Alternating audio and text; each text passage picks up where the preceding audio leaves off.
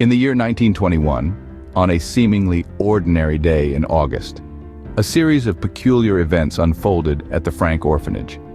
Our story involves a mysterious character, Thomas Albert Billy, who seemed to have a peculiar interest in an orphan named Martha Bill. As the morning sun rose, Thomas approached Martha with an unusual request. "Take my hand, your father is Joey Bill," he said. Martha, surprised, complied, trusting in the man everyone called Mr. Billy.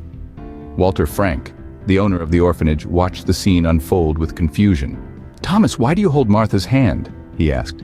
The answer he received was far from what he had expected.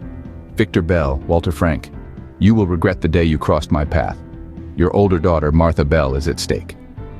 The name Victor Bell echoed through the room, causing a stir. The man himself, Victor Bell, was taken aback. "What are you talking about, Walter Frank? Martha Bell is my daughter. Don't you dare lay a hand on her." Victor's voice was filled with a mix of anger and fear. The situation escalated quickly.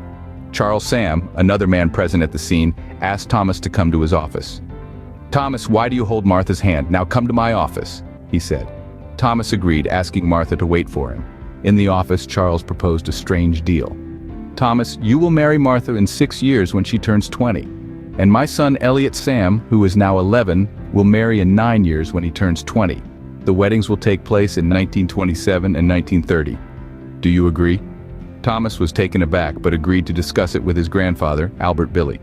Charles offered to drive Thomas and Martha to meet Albert. An hour later, Joey Bill, Martha's father, arrived. "Martha!" he cried, rushing to his daughter.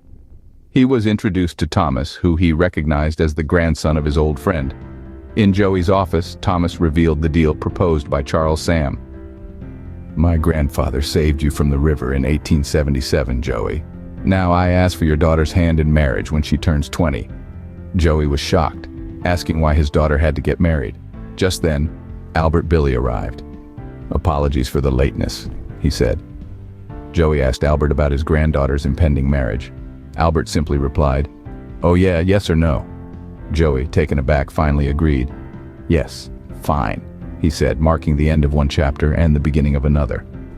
But the question remains, why this deal? What is the motive behind this unusual arrangement? And what role does the mysterious Victor Bell play in all of this? All answers lie in the future, waiting to be unraveled.